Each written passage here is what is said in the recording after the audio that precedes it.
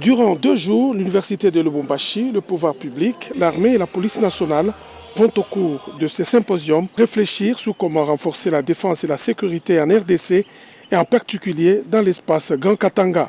Les participants vont également aborder des sous-thèmes tels que la gouvernance sécuritaire et économique ainsi que la collaboration armée-population civile en faveur de la paix pour tous. À travers ce symposium, les organisateurs tiennent à créer un espace de paix et maintenir l'ordre public et surtout renforcer la sécurité dans l'espace du Grand Katanga. La cérémonie d'ouverture s'est déroulée en présence d'un représentant de la présidence de la République, du gouverneur Jacques Ablakatoué et des représentants des gouverneurs d'autres provinces issues du Grand Katanga. Le recteur de l'université de Lubumbashi, Gilbert Kishima Fitoula, a indiqué dans son mot d'ouverture que chaque Congolais est artisan de la paix pour un Congo meilleur qu'avant. Intervenant en premier, le commandant de la 22e région militaire, le général Edi Kapend, a invité ses compatriotes à travailler pour la culture de la paix avant d'indiquer que la défense et la sécurité sont une affaire de l'État, mais que la population doit aussi y contribuer. Ainsi donc, nous avons consulté l'université pour échanger dans un cadre scientifique,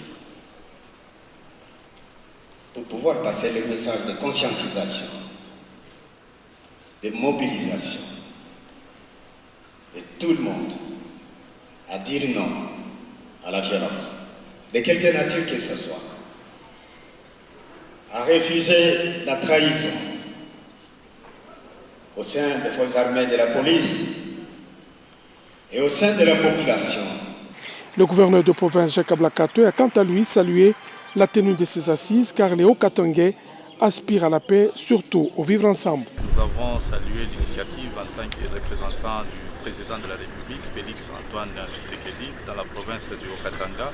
Pourquoi nous avons salué l'initiative où l'objectif de ces assises consiste à sensibiliser la population sur les biens fondés de la sécurité, la paix et la cohésion sociale.